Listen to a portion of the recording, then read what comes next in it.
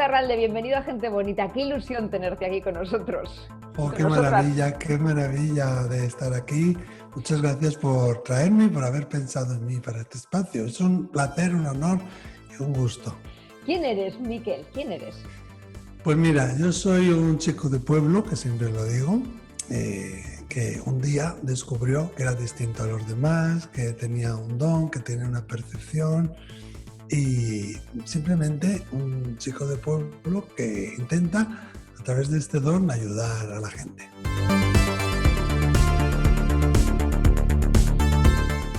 Dices que un día descubriste que tenías un don. Mm. ¿Cómo lo descubriste y cuál era ese don?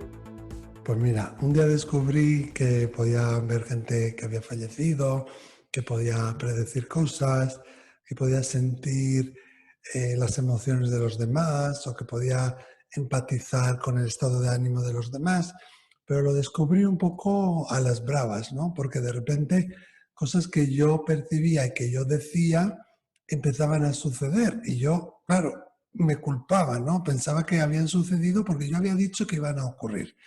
Entonces, bueno, ahí lo pasé un poco mal, ¿no? Pero sí descubrí, digamos, a raíz de una serie de vivencias que tuve, que, claro, que mis amigos, que mis compañeros de juegos no tenían esas vivencias, ¿no? Eso fue como a los 11 o los 12 años, que fue como salir del armario de golpe, ¡pum! Pero estuve siempre muy protegido, ¿eh?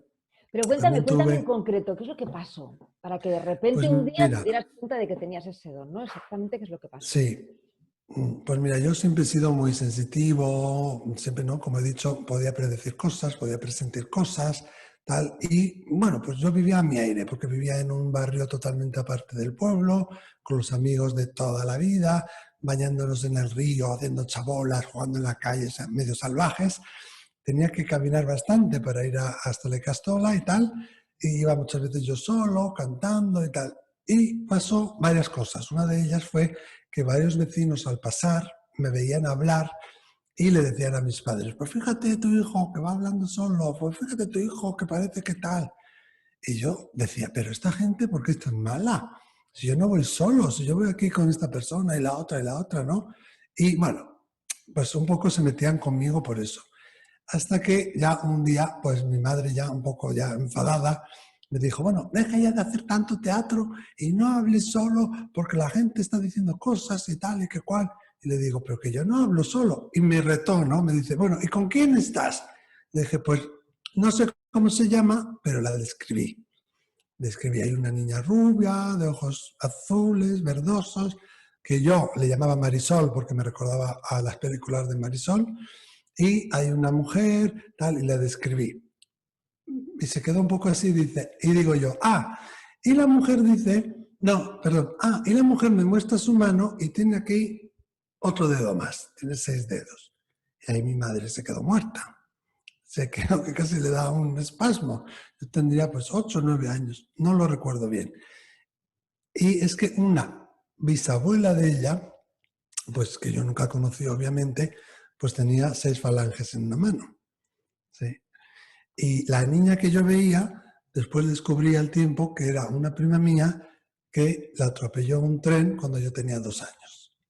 Y te Entonces, hablaba, claro, y me hablabais. hablaba, me acompañaba al colegio en ese trayecto, ¿no? Yo iba entre fábricas por un lado, carretera por otro lado, al cole, yo solo. Y se supone que mi hermano me tenía que cuidar, pero mi hermano iba para allá con sus amigos y no quería saber nada del niño, ¿no? Porque hay diferencia de edad. Y yo cantando Marisol y bailando y tal y cual. Y bueno, este niño tiene mucha imaginación, hasta que ya pues voy identificando, me voy dando cuenta, Intuiste los voy también viendo en fotografías. Intuiste también, oíste una voz o intuiste también que iba a morir alguien, ¿verdad? Algún niño, algún amigo. Bueno, me pasó con 11 años y desgraciadamente eso que dices me ha pasado más de una vez, pero el shock más fuerte que tuve, que fue algo muy desgarrador, en esa barriada que vivíamos, que eran 4 portales, todos, sabes, los trabajadores de la misma empresa, todos los niños siempre somos los mismos, jugamos los mismos.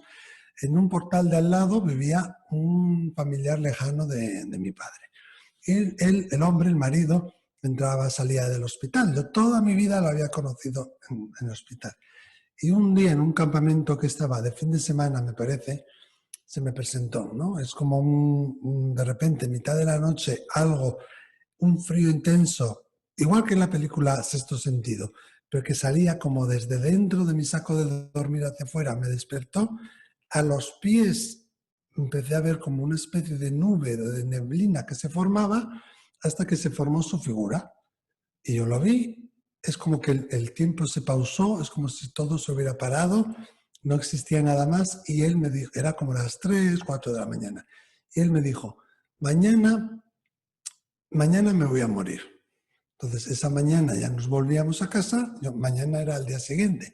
Yo nada más que tenía una sensación de decirle a mis padres, a mis hermanos, a todo el mundo que se iba a morir, que fuéramos al hospital, que había que verlo, que mañana no iba a estar ahí. No me hicieron mucho caso, ¿no? Pero era como una sensación interna con 11 años que te sale de la entraña, que lo tenía que contar. Y bueno, no me dieron mucho crédito hasta que, claro, al día siguiente el hijo llamó a las 10:30 de la mañana para avisar, ¿no? Que había muerto su padre, cuándo iba a ser el funeral y tal. El hombre tenía cáncer, llevaba enfermo muchísimos años, pero para mí no era algo que no fuera habitual, que no estuviera enfermo, ¿no? Y ahí lo pasé bastante mal porque yo me culpé, yo decía que él se había muerto porque yo había dicho que se iba a morir, mis padres no sabían cómo reaccionar, qué hacer, cómo consolarme, tenían muchísimo miedo de que ahora me iba a pasar a mí algo porque yo había dicho eso de otras personas, ¿no? Y eso fue un capítulo bastante duro, ahí lo intenté tapar, intenté negarlo, intenté esconderlo, pero no funcionó, no lo conseguí. O sea, que tú en cierto modo te dabas cuenta de que tenías esas Mm, intuiciones, mm, que sí, veías espíritus, pero llegó un momento que te asustaste y dijiste, no, no, yo no sí. quiero saber nada con este don. Claro, porque además me pasó con otra tía, la mujer de mi padrino, de un tío mío, que le anuncié también la muerte de su madre. También me pasó con otro compañero que le predije la muerte de su hermano. Entonces yo decía, ¿esto qué es? ¿Hay algo que siempre estoy hablando de muertes y algo que voy a predecir nada más que las cosas malas? Pues entonces no quiero saber nada de esto, ¿no? Porque claro, luego cuando ocurre, la gente nunca me juzgó y ahí tuve mucha suerte, tengo que decirlo. Pero yo me sentía como que yo había causado esa situación ¿Y y que cómo si te... me hubiera callado no hubiera ocurrido.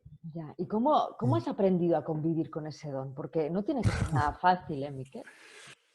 Pues no, la verdad que no. Y en la adolescencia, sobre todo en la adolescencia, ¿no?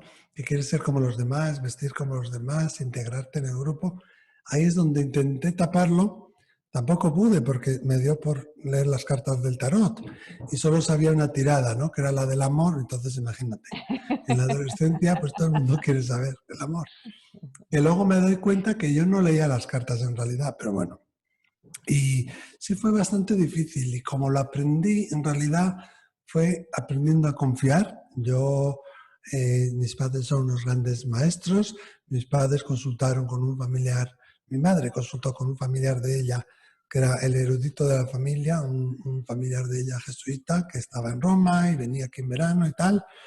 Y bueno, un un erudito y una persona muy carismática, muy especial, ¿no? Muy humanitaria. Entonces consultaron con él, consultaron con otro tío mío que es también así bastante científico y pues este jesuita vio que en los corintios ya se hablaba de los dones del espíritu y que si aparecía en los corintios no podía ser malo, ¿no? Que esto, si lo decía la Biblia, no era del demonio. Entonces ahí como que empezamos como a relajarnos todos. Pero yo realmente aprendí como a confiar de decir, bueno, pues si me viene algo, no lo digo, voy a tragármelo, me lo voy a comer con patatas, voy a ver si realmente ocurre.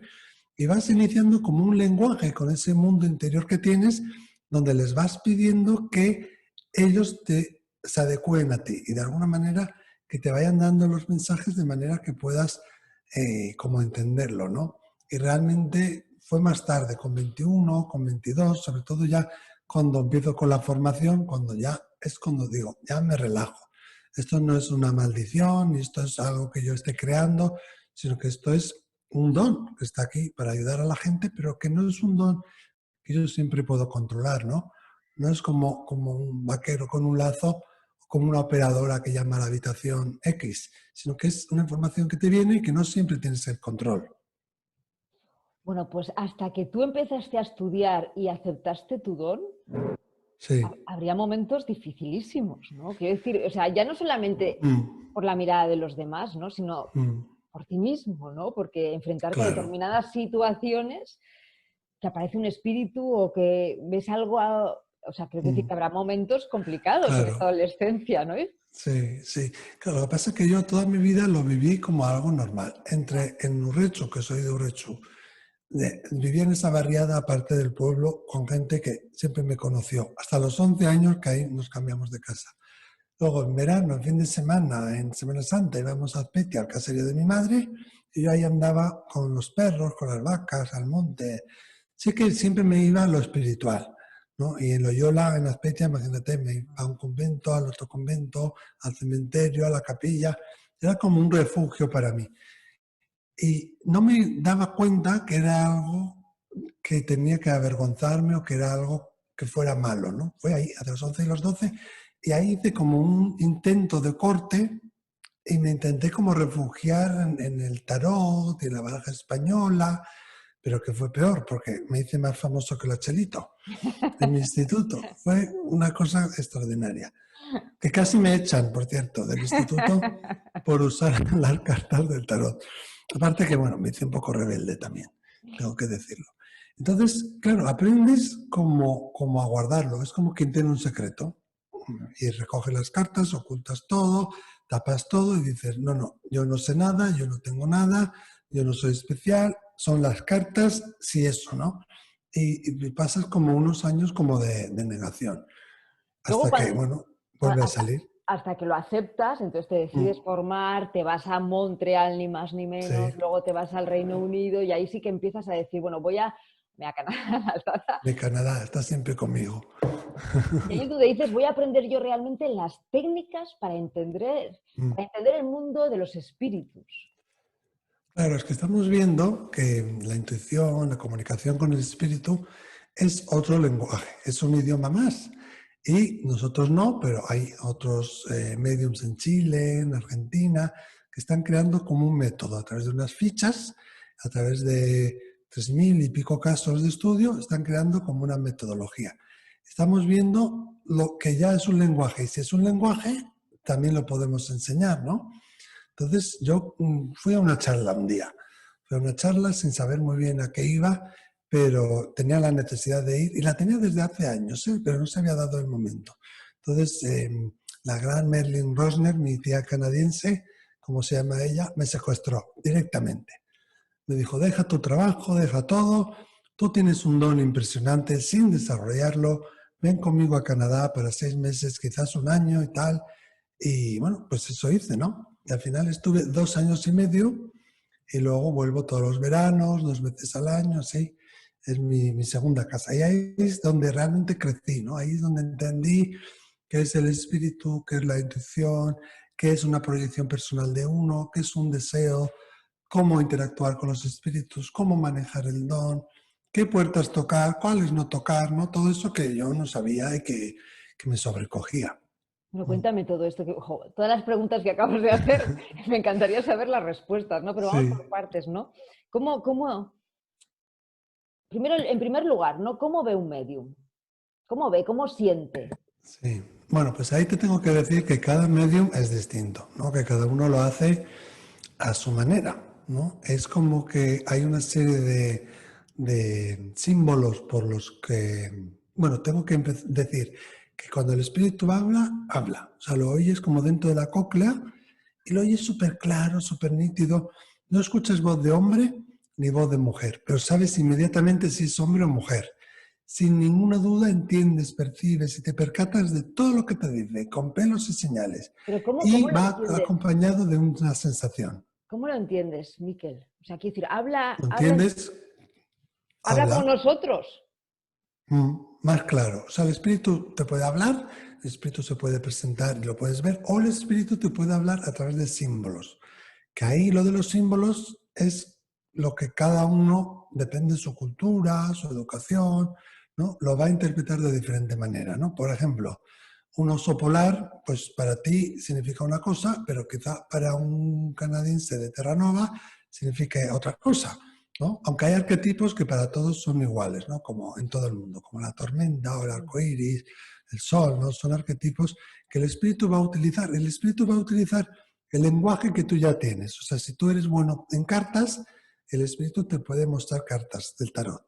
Si tú eres bueno con la informática, el espíritu te puede mostrar ofimática o como se llame, ¿no? Programación.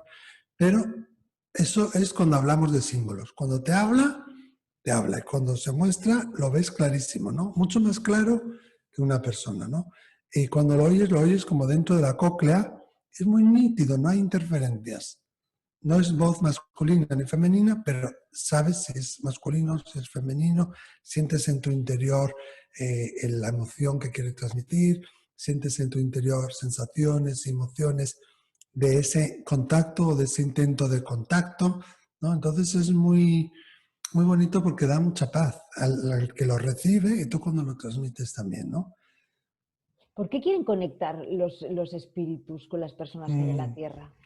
bueno, Porque normalmente entran en esto otro es... plano, ¿no? Entran en otro plano Sí, completamente distinto. claro, normalmente una de sus máximas es, pues eso, hacernos saber que no están muertos, que siguen viviendo después de ese cambio que llamamos muerte y ayudarnos a tener una vida mejor, más plena, más completa, eh, más, sí, más relacionada con nuestra misión de alma. Y si acaso estamos viviendo una dificultad, mostrarnos el camino para sobrellevar o salir de esa dificultad. Pero sí es verdad que si uno tiene el don, pues a veces pasan espíritus como un faro, ¿no? O como una luz, ¿no? El espíritu ve un don o ve una persona con don y dice, ah, voy a ver qué hace esta persona. También puede pasar eso. Sobre todo cuando estamos unidos como en círculo o estamos varias personas que tenemos el don unidas a la vez, puede pasar que vengan curiosos nada más. Pero normalmente lo que quieren es pues, darnos la certeza de que no han muerto, asegurarnos que siguen interactuando con nosotros en nuestra vida y que por eso dan esos detalles, ¿no? De veo que cuando haces esto dices esto, o veo que en la mesilla tienes esto, o veo que me escribiste esto otro, para saber que siguen con nosotros, ¿no? Y que en realidad no hay muerte. ¿Cómo es el mundo de los espíritus? Antes de hablar de la muerte, que me interesa mucho, pero ¿cómo es el mundo de los espíritus? No, mira, hay una película que me encanta, que es de Robin Williams, no, sí, Más allá de la vida, ¿no?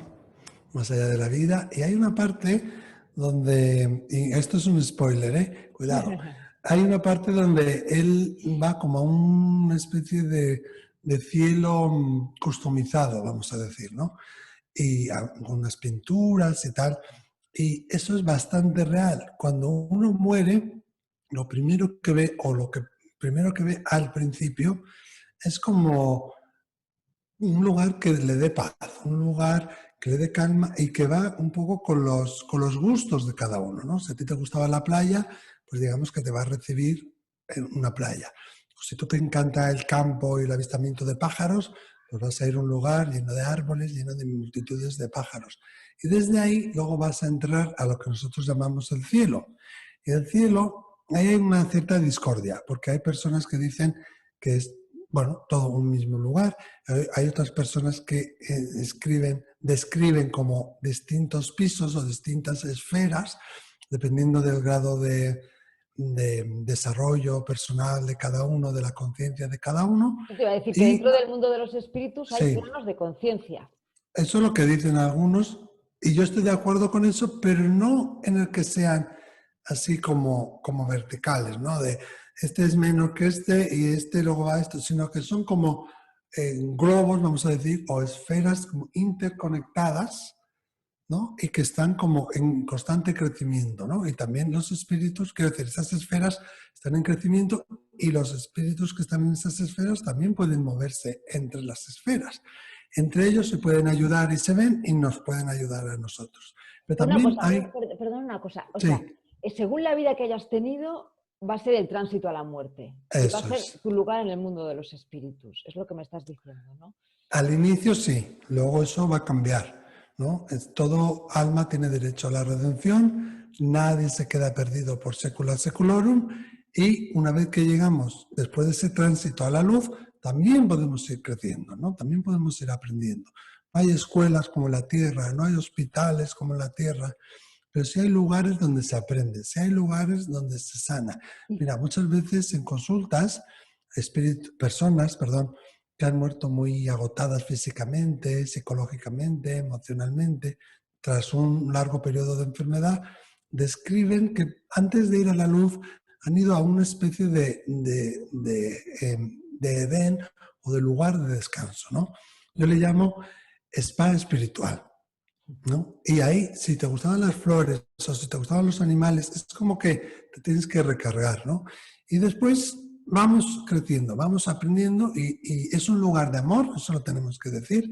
Ningún espíritu te va a atacar, ningún espíritu se va a meter en tu hígado, ningún espíritu puede obligarte a hacer nada. Hay gente que me acusa de radical porque yo digo que los espíritus se comunican desde un lugar de amor. Y hay personas que creen, que a veces me critican ahí por YouTube, que creen que no, que te secuestran, que te obligan a hacer esto y lo otro. Y tengo que decirlo, y lo tengo que decir rotundamente, que no es cierto. Si entendemos cómo es la transición y si entendemos cómo es el mundo de los espíritus realmente, no con la mente humana, realmente entenderemos que es un lugar de amor incondicional, solamente. Claro, que según cómo haya sido tu vida y según cómo hayas actuado tú, ese llegar a ese lugar de amor incondicional no va a ser lo mismo para todos. Algunos tienen poca colada y otros tienen mucha ropa que lavar. ahí has dicho algo que me gusta mucho Sí, y que me llama la atención, ¿no? Que es algo que siempre me siembra dudas, ¿no? Con el tema del aprendizaje, ¿no? O sea, que venimos a la Tierra a crecer sí. como almas y aprender, y una vez que morimos, has dicho tú que tenemos que seguir aprendiendo. Bueno, Pero, podemos elegir seguir aprendiendo, pero ¿aprender el ¿no? qué? ¿Qué tenemos que aprender? Porque te quiero decir, Pues el aprendizaje no es algo de la razón y del ego. sí, claro, el aprendizaje lógico-matemático, pero tenemos lo que son las lecciones del alma, las lecciones de vida, que puede ser el amor incondicional, o puede ser la generosidad, o puede ser quizás aceptar la abundancia, o aceptar a compartir la abundancia, ¿no?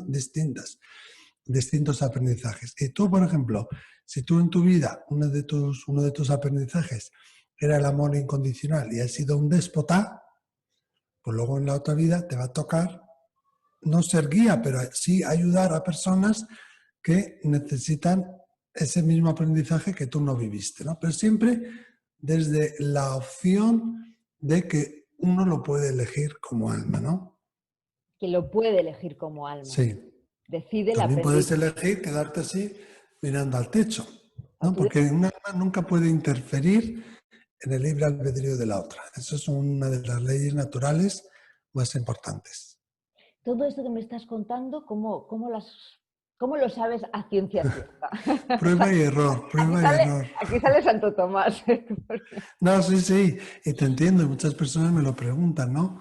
Que claro, yo he estudiado, sigo estudiando, ahora estoy terminando psicología, luego quiero hacer un máster, o sea, yo me encanta la psique y me encanta que haya escépticos, no negacionistas, porque sí, pero escépticos sí, y creo que es sano, ¿no? Y que debemos hacerlo. Pero yo, prueba y error, ¿no? Muchas veces me preguntan en consulta, ¿cómo es el cielo? ¿O qué hacen allí? ¿O ahora a qué se dedican? O muchas veces yo cuando tengo mis meditaciones o mis encuentros, lo pregunto y digo, pues será verdad, pues voy a ponerlo a prueba, tal. Y ahora estoy participando en unos encuentros, bueno, que son iberoamericanos, podemos llamarlo, organizados por Sebastián Lía, que es un medium argentino que vive en Chile. Y está juntando mediums de todo el mundo. Estamos poniendo en conjunto cómo cada uno trabaja y cómo percibe cada uno las señales del espíritu.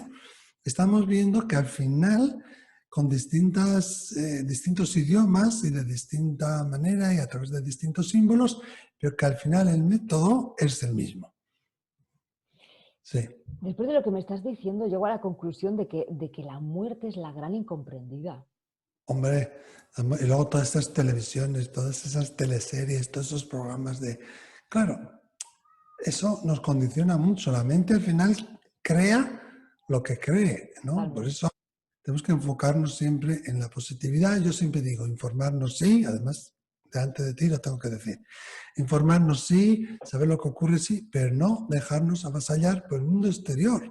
Todos tenemos esa conexión divina en nuestro interior que nos conecta con el todo. Y eso, si lo escucháramos, tendríamos más sabiduría. No conocimiento, sabiduría, ¿no? Es A la muerte se buenísimo. le ha puesto como algo horrible, pero es algo natural. Es buenísimo porque justo lo que estabas diciendo, ¿no? Yo creo mucho en precisamente el poder del pensamiento para crear vida.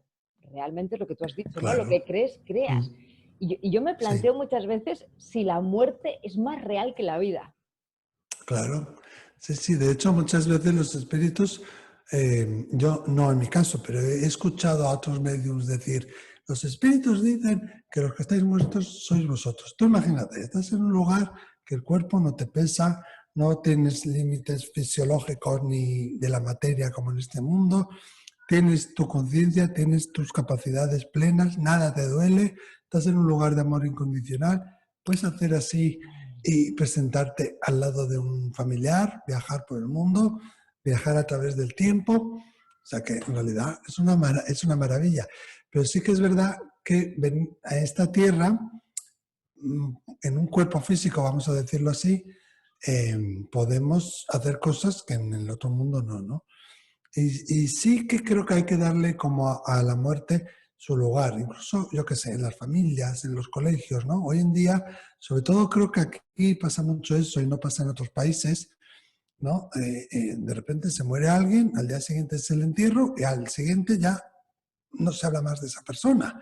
Yo tengo amigos de Estados Unidos, de Canadá, que desgraciadamente han tenido que venir o querer venir a un entierro aquí y no les da tiempo. Porque entre que se enteran y compran el billete, ya ha pasado el funeral. Allí quizás se toman 15 días, van a las casas. No sé, yo creo que tenemos que hablarlo más sin el miedo, porque se nos ha metido miedo y que la muerte es dura y es un fastidio, por no decir otra palabra. Pero es parte natural del ciclo, ¿no? Y si sabemos cómo morir, vamos a saber también cómo vivir. Sí, quiero enseguida preguntarte cómo debemos vivir, pero mientras te estaba escuchando, ¿has acompañado a alguien en la muerte? Sí. Ay, Dios mío, que me vas a hacer ahora emocionarme. Eh, sí, me ha tocado. A veces me llama la gente. ¿Sabes por qué te lo digo? O sea, no solamente te lo digo porque creo que acompañar a la muerte te Mm, ayuda a ver la verdad de la vida, sino tú que tienes ese don también estás viendo mm, las dos dimensiones, ¿no? Lo que está ocurriendo claro, en el plano terrenal y en el plano sí. espiritual. Pues es igual de duro, ¿eh? Es igual de duro. Sí, yo lo que siempre digo, que la vida te da esas lecciones en tu propia vida, esos aprendizajes, para que una vez aprendido tú después ayudes a otra gente, ¿no? Y a veces la gente me llama para ir al hospital o para acompañarles, o cómo ir a la luz. Me ha tocado con un amigo cercano tener que, escéptico total, que murió de cáncer, tener que explicarle, bueno, me llamó él y, Miquel, ya sé que me voy a morir, me quedan pocos días, ¿qué tengo que hacer? ¿Cómo enfrentarme? Es súper duro y sí, me ha tocado acompañar a personas que no conozco, que es duro, pero me ha tocado acompañar a personas muy cercanas, una cuñada mía, a mi padre hace poco, y entonces le estás viendo, por un lado, el alma que ya no está ahí, que el alma está como una litera, ¿no? El cuerpo está aquí y el alma está por arriba del cuerpo, ¿no? Como más elevado y sientes como una expansión. Pero por el otro lado, pues sientes el dolor porque se te va tu ser querido, ves a tus familiares que están mal, que están llorando y le ves a su cuerpo también agonizar. Y es bonito, es muy bonito acompañar a alguien en la muerte, pero es muy duro. Pero bueno, yo creo que si me vuelve a tocar, lo voy a volver a hacer, ¿no? Y hay un truco muy interesante. Si alguien un día os toca acompañarle a una persona que está muriendo, agarrarle los pies y masajearle los pies, sobre todo desde el talón hacia los deditos, ¿no? Porque eso va a ayudar al alma como a, si se tiene que ir, a irse. Y si no, pues que esté como mejor, ¿sí? Mm. Que me vas a hacer llorar, África. No, ¿sabes qué Ay. pasa, Miquel? A mí me ha tocado acompañar en la muerte. Claro, Mm, yo no lo he hecho al nivel que tú estás hablando, ¿no? Pero sí he tenido la suerte, porque creo que es una suerte acompañar en sí, la muerte. y para mí ha sido de las mayores lecciones de mi vida.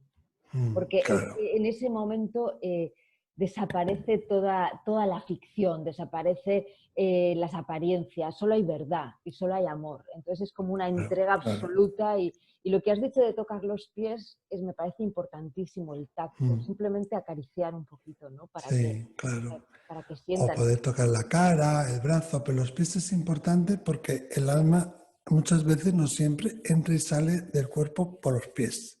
Entonces, si están preparados para morir y tienen algo que les esté reteniendo o algo que ellos piensen que les está reteniendo, pues eso puede ayudarles y puede ayudar a que a su agonía sea menor, ¿no? Y me tocó Em, acompañar a un bebé de 6 meses en la ¿Qué me muerte. dices? Sí, y Qué nunca... duro. Fue duro, pero me di cuenta, Miquel, que era un ángel, que había venido a dar una lección a los que estábamos con él. Ya, Sí, porque realmente fue una lección de amor incondicional tan sí, impresionante y le veías sonreír y cuando le acariciabas, una persona o sea, un bebecito que tenía unos dolores mm, tremendos, ¿no? sí, Pero sentía el amor como nadie. Entonces, vivió seis claro, meses, entonces se fue. Pero bueno, ya sí. no quiero contar mis historias, pero me Esas almas parece, son, sí, dime, esas almas son... no, ¿qué es lo que has dicho tú? Son almas evolucionadas que nos vienen a mostrar lo que es el amor incondicional, ¿no? Exactamente. Pasa que a un padre que se le muere un bebé, pues decirle eso, pues no, no es igual lo más adecuado en ese momento, pero sí son almas especiales y por algo nos han elegido a nosotros, ¿no? Mm, Ujú.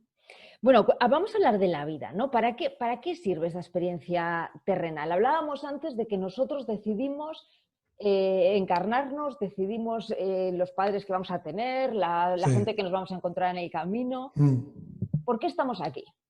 A grandes rasgos, sí, ¿no? Es como una autopista que yo digo, bueno, yo quiero ir a ver a África, a Bilbao. Entonces voy a pasar por la autopista y sé que hay un peaje. Entonces yo ese peaje lo voy a pasar en 10 años y alegremente, gustoso de pagar, o lo voy a pasar en 20 años porque voy a velocidad de caracol y voy a estar quejándome porque lo tengo que pagar. Pero al final, si voy a llegar a Bilbao, lo tengo que pasar, sí o sí, ¿no? Y venimos como con una serie de peajes. Y el espíritu no puede hacer eso en el mundo de los espíritus, no puede tocar, no puede amar, no puede llorar, no puede vivir el desamor, la traición, el correr una maratón, ¿no? O el parir, ¿no? Todo eso. Entonces venimos como a experienciar esas vivencias. Es verdad que luego, a raíz de una edad, como un mecanismo de protección, se nos olvidan. Pero es como un parque de atracciones, ¿no? Que cuando estás delante de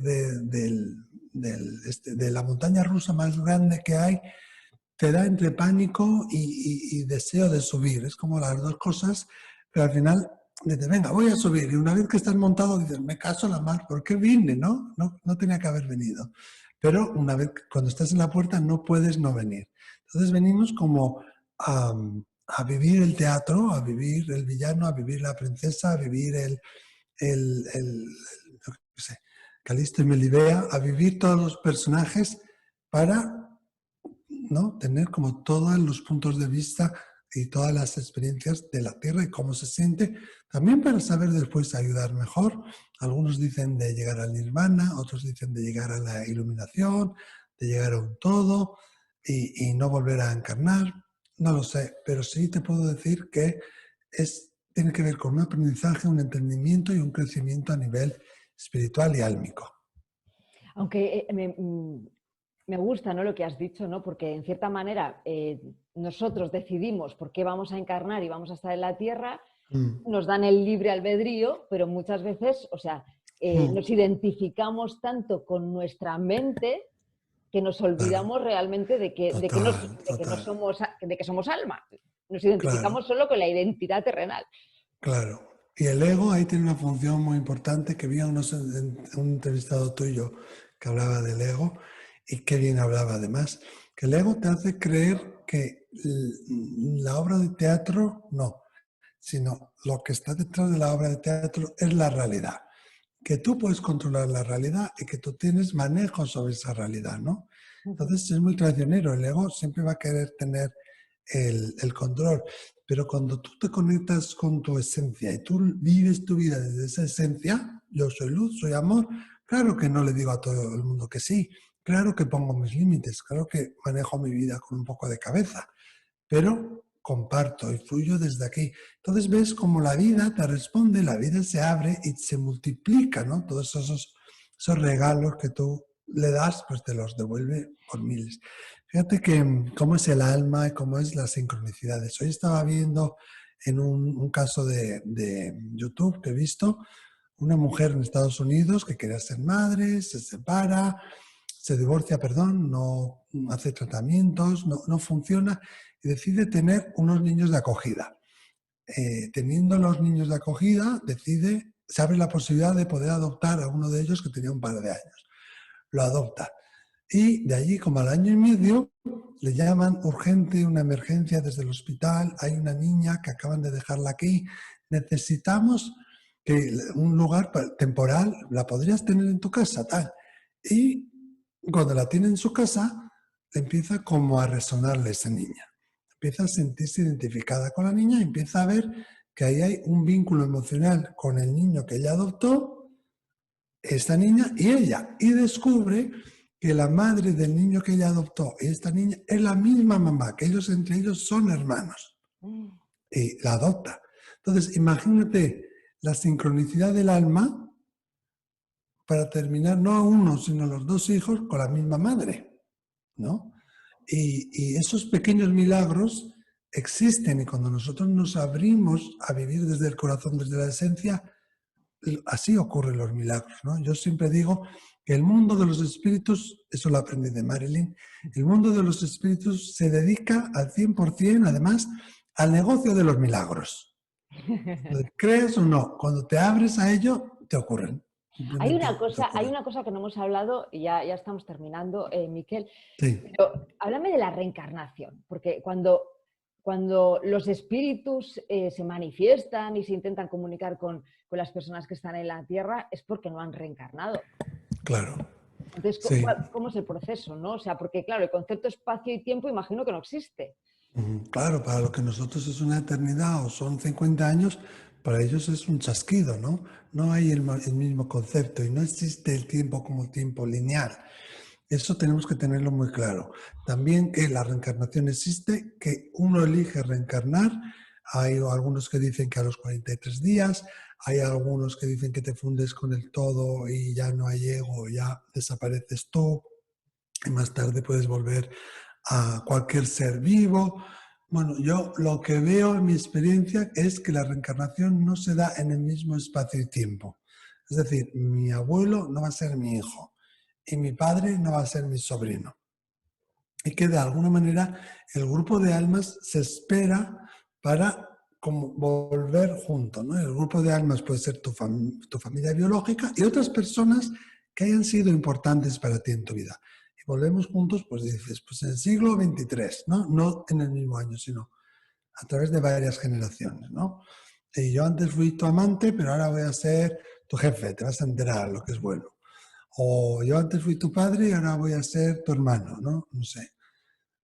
Pero sí que esas personas que cuando las vemos sentimos una conexión, para bien y para mal, que dices, jo, pues siento que esta persona la conozco de toda la vida, o esta persona no, me da muy mal rollo, no quiero saber nada más de ella, seguramente sea alguien que es de tu grupo de almas, de tu familia de almas, ¿no? Que la misión de la familia de almas es ayudarte precisamente con tu misión de alma, que hay alguien que igual viene, un profesor de la universidad, que viene en un momento puntual para que tú termines esa carrera y te da más caña que ni sé, pero te consigues licenciar, ¿no? Graduar.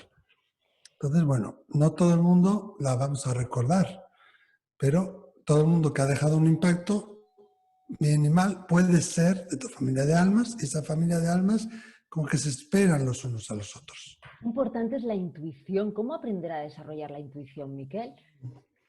Bueno, sí hay truquillos, pero lo más importante, yo creo que en esta era de tecnología que vivimos no lo sabemos hacer, es estar en silencio, meditar, orar, pasear por el campo, por el monte, estar en silencio y conectar con nuestro interior, si no hay más. Si esa voz que está aquí muy suave, que te quiere hablar, tú la llenas de ruido, pues no la vas a poder escuchar, ¿no? Pero si tú acallas todo ese ruido, entonces esta voz se va a hacer mucho más fuerte.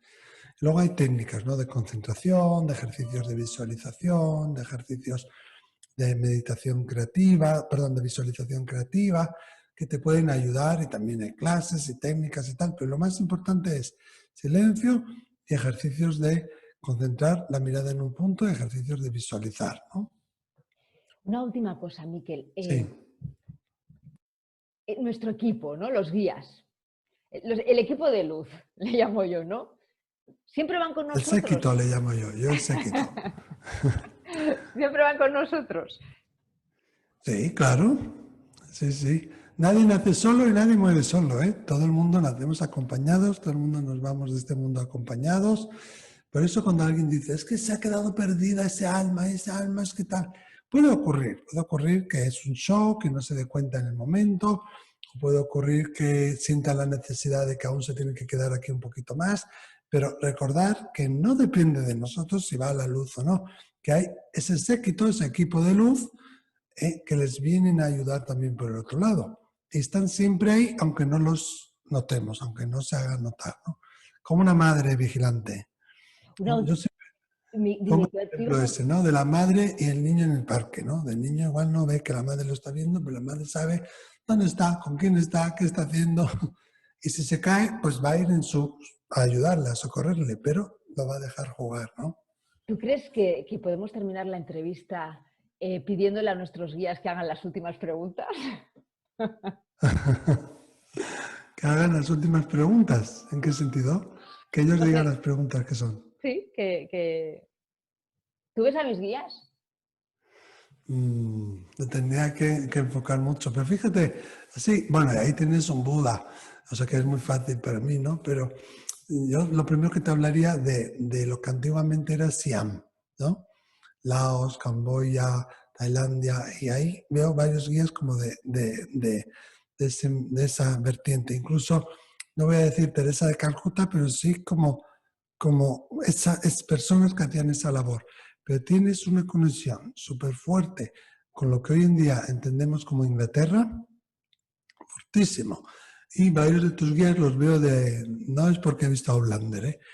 Varios de los guías los veo como de esa época, ¿no? Y tienen mucho que ver tus guías con una vida más de campo, una vida más de cultivar sus propias hierbas, un poco como medio druidas, ¿no? Y algo más cercano, yo veo un hombre que te cuida como un padre, súper cercano, muy paternal, muy protector.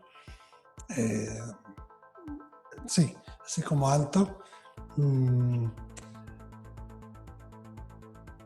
Y una señora que, para que me entiendas, me recuerda como a una señora gallega, ¿no? Pero no es gallega, pero bueno, con una vestimenta así. Pero bueno, que podemos estar aquí todo el día, pero tienes, como dice mi madre, ciento y la madre.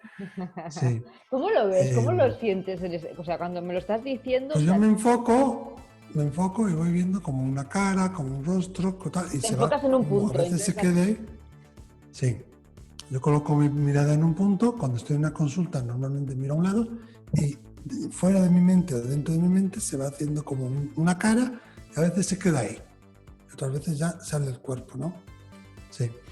Y además te voy a dar un mensaje, porque según estoy conectando en tu energía, que no sé si lo tienes pensado o no lo tienes pensado, pero veo al menos 2 libros escritos por África Baeta. ¡guau! ¿Te lo has planteado o no? ¿Sí? ¿O ya estás tardando? Estoy escribiendo un libro hace como 5 años, Miquel. ¡Olín! Qué bueno. Es eso, terminarlo, y luego veo como una secuela o como una segunda parte. Incluso la segunda parte la veo como si fuera algo más práctico, ¿no? Como un manual práctico, como algo que puedas llevarlo después y hacer un taller sobre ello, algo así. Qué bueno. Miquel, ha sido un auténtico placer. No sé si los guías quieren decir algo para terminar y para cerrar esta entrevista, ¿no? ¿Algún mensaje a los que nos vean? Sí. Yo os diría eso, y perdón África, pero que no veáis la tele, no os dejéis consumir por la tele, enfocaros en lo positivo y que al final del túnel hay luz. Y vamos a enfocarnos no en el túnel, sino en la luz que hay al final. Yo creo que tenemos que repetir más ese mensaje de que venimos a la Tierra a ser felices. Claro. Porque y no realmente... importa lo que nos digan de fuera, sino enfocarnos en la luz y la positividad. Y todas las cosas al final pueden tener esa luz, esa positividad. Gracias, Miquel. Ha sido un auténtico placer. Muchísimas gracias. A ti, preciosa. Muchas gracias por invitarme. Gracias.